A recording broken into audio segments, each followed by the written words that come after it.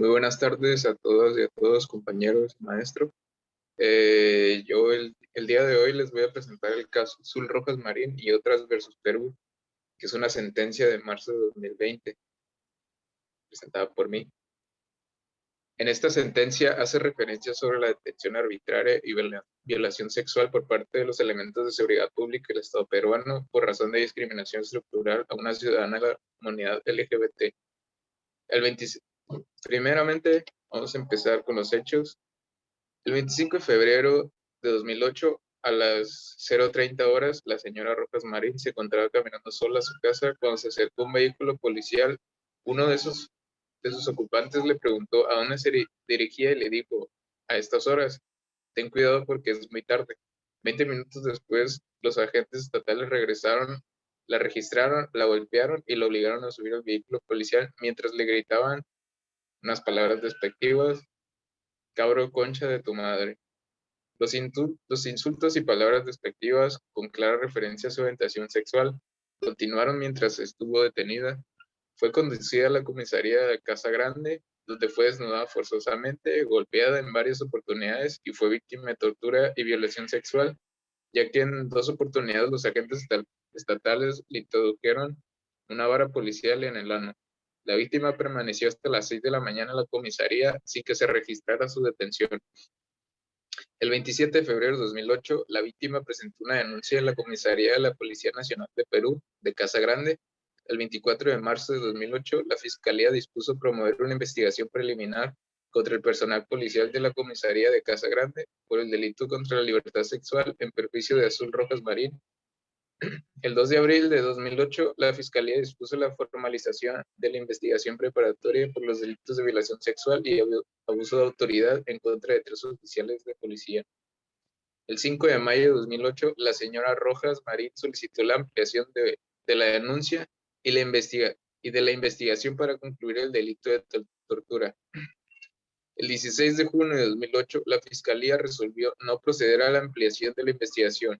Esta decisión fue apelada por la señora Rojas Marín y confirmada el 28 de agosto de 2008. El 21 de octubre de 2008, la Fiscalía requirió el sobreseimiento del proceso seguido contra los 3 oficiales de policía. El 9 de enero de 2009, el juzgado sobreseyó el proceso por los delitos de violación sexual agravada y abuso de autoridad, ordenando el archivo al expediente. El 20 de noviembre de 2018, el cumplimiento de las recomendaciones incluidas en el informe de fondo por la Comisión Interamericana en el presente caso, la Fiscalía dispuso la reapertura de la investigación contra los presuntos responsables por el delito de tortura en agravio de la señora Rojas Marín. El 16 de enero de 2019, la Fiscalía solicitó al juez penal la nulidad de las actuaciones en el proceso seguido contra los 3 oficiales de la policía por los delitos de violación sexual y abuso de autoridad en contra de Azul Rojas Marín. El 14 de agosto de 2019, el juzgado declaró improcedente el pedido de nulidad. La Fiscalía presentó un recurso de apelación, el cual fue declarado como inadmisible. Fue ilegal y arbitraria su detención en razón de discriminación por orientación sexual y expresión de género. Por otro lado, tenemos los alegatos de las partes, en el cual el Estado alegó que su auto de sobreseimiento que dispuso el archivo de la investigación penal por los delitos de violación sexual y el abuso de autoridad pudo ser impugnado por la presunta víctima y o sus representantes, de acuerdo a la legislación interna. Al respecto, señaló que el recurso se presentó de forma extemporánea. Por tanto, el Estado alegó que la presunta víctima incurrió en un agotamiento indebido de los recursos internos y que, en virtud de ello, la comisión debió aclarar la inadmisibilidad de la petición. Las representantes señalaron que una lectura cuidadosa de la decisión de admisibilidad adoptada por la Comisión demuestra que la misma no omitió considerar la excepción presentada por el Estado ni hacer una argumentación razonable sobre la obligación de agotar los recursos internos y de la posible aplicación de excepciones a esta regla. Indicaron que el recurso de apelación referido por el Estado en el proceso por violencia sexual y abuso de poder no era adecuado ni efectivo, ya que no habría protegido a la presunta víctima en la situación jurídica infringida. Resultaron que en Perú no existe el debido proceso legal que garantice el acceso a recursos efectivos en casos como el de Azul, debido a la tipificación de tortura es inadecuada y las fallas del debido proceso en un contexto de discriminación estructural contra las personas LGBTI. El Estado señaló que en virtud de las recomendaciones realizadas por la Comisión en el informe de fondo, se abrió una nueva investigación de los hechos, por lo que existe una posibilidad concreta para que el Estado pueda atender las presuntas afectaciones de derechos humanos alegadas por Azul Rojas Marín, a la luz del principio de subsidiariedad. El Estado indicó que no debería ser sancionado internacionalmente mientras exista un proceso en trámite destinado a atender las violaciones alegadas por la presunta víctima. La Comisión señaló que para que en el fondo no se declare la responsabilidad estatal con base en el argumento de complementariedad, es necesario que el Estado reconozca el hecho ilícito internacional, así como evaluar si lo hizo cesar y si lo reparó íntegramente, las consecuencias de la medida o situación que lo configuró. La Comisión indicó que en el caso no se encuentran presentes los elementos para la procedencia del argumento de complementariedad, por lo que solicitó la Corte desestimar la excepción preliminar. Las representantes alegaron que el Estado parte de una errada interpretación del principio de subsidiariedad y el Estado ya tuvo la oportunidad de investigar los hechos y sancionar a quienes resulten responsables, pero no lo hizo. El Estado alegó que la Comisión actuó como un tribunal de cuarta instancia al calificar en su informe de fondo como tortura de la violencia sexual sufrida por Azul Rojas Marín, calificación que corresponde a las autoridades internas. Por ello, solicitó que la Corte haga efectuar un control de legalidad de las actuaciones de la Comisión. La Comisión señaló que el Estado peruano no ha acreditado que se encuentren presentes los presupuestos mínimos concurrentes para que se pueda efectuar un control de legalidad de sus actuaciones.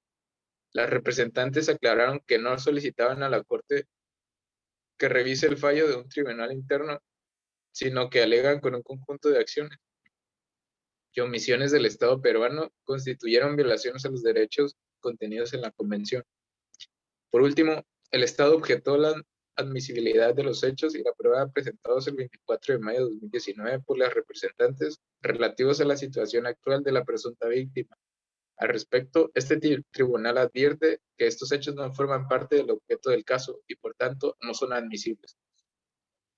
Las representantes alegaron que las preguntas enviadas a los declarantes ofrecidas por el Estado fueron ignoradas o no respondidas por estos. En este sentido, señalaron que el perito Víctor Manuel Cubas Villanueva no abordó de ninguna manera la única pregunta que le fue realizada. El perito Moisés Valdemar Ponce Malever, si bien abordó las preguntas formuladas, indicó que no tenía información solicitada a pesar de que en su peritaje se refirió a las capacidades sobre las cuales se le preguntaba.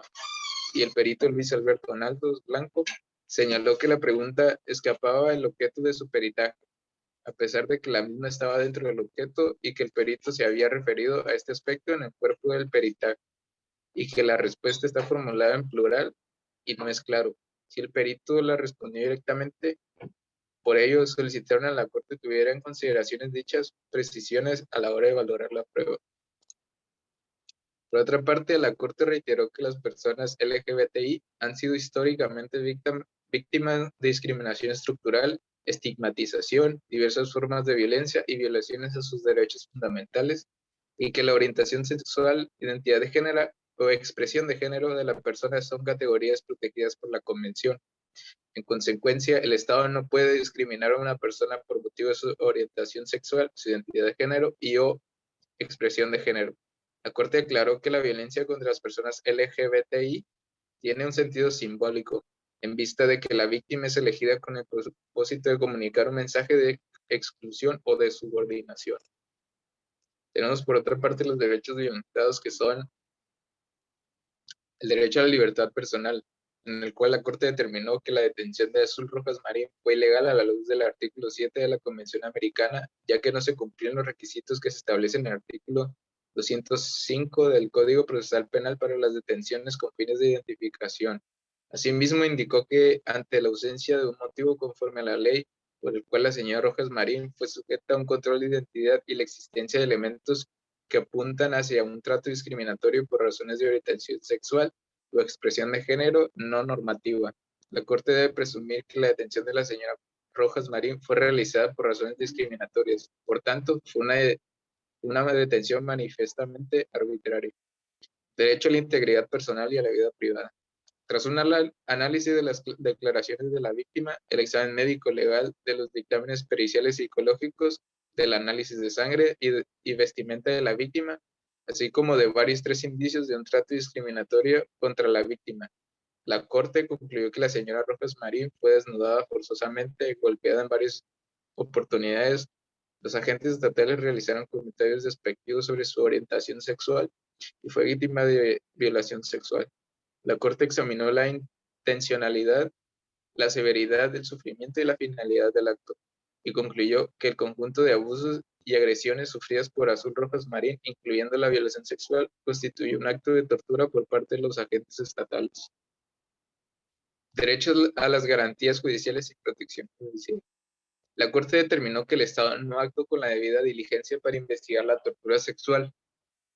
La Corte destacó que las distintas declaraciones prestadas por la señora Rojas Marín, respectivamente, la diligencia de inspección y reconstrucción judicial, constituyeron actos de revictimización. El examen médico fue realizado después de las 72 horas y no presentaba una interpretación de relación probable de los síntomas físicos y agresiones relatadas por la presunta víctima. Hubo omisiones importantes en la realización de prueba y no se aseguró de forma inmediata la vestimenta de la presunta víctima y la vara policial posiblemente utilizada para someterlas a pericia. Y durante la investigación, diversos agentes estatales utilizaron estereotipos que impidieron que se examinaran los hechos de forma objetiva. Asimismo, la Corte resaltó que la indebida tipificación de la tortura vigente al momento de los hechos impidió que se ampliara la investigación de los maltratos ocurridos a la señora Rojas Marín. Asimismo, la Corte destacó que las autoridades policiales no tomaron en cuenta las particularidades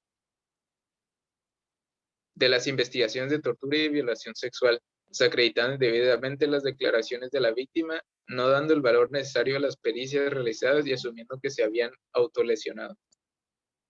Por última parte, tenemos lo que son las reparaciones. Tenemos, en primer lugar, promover y continuar las investigaciones que sean necesarias para determinar, juzgar y, en su caso, sancionar a los responsables del hecho de tortura en perjuicio de Azul Rojas Marín. Realizar las publicaciones de la sentencia y su resumen oficial.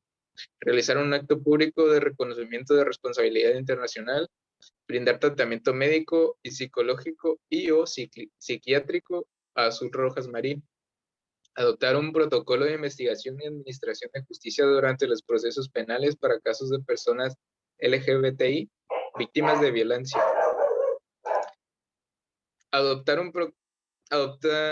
Crear e implementar un plan de capacitación y sensibilización sobre violencia de las personas LGBTI. Diseñar e implementar un sistema de recopilación y producción de estadísticas de violencia contra las personas LGBTI. Pagar las cantidades fijadas en la sentencia por concepto de indemnizaciones por daños materiales e inmateriales, así como el pago de costas y gastos y reintegro de fondo de asistencia legal a víctimas. Bueno, a manera de conclusión, quiero decir que históricamente está claro que las personas que asumen ser un distinto sexo o ellos se consideran ser algo que a simple vista no son, ellos que deciden más que nada, considero que es algo que se viene atacando desde tiempos atrás. Por eso se dice que es una discriminación estructural, porque forma parte de la historia y hasta el día de hoy sigue ocurriendo. No solo por parte de las autoridades, sino que inclusive por parte de los particulares. Yo considero que esto es debido a la gran influencia que tiene la iglesia, o que tuvo en su momento, el cual crea todas estas ideas y nos remonta a tiempos pasados donde era mente muy cerrada, pero considero que se actuó de buena manera en esta sentencia. Gracias por su atención.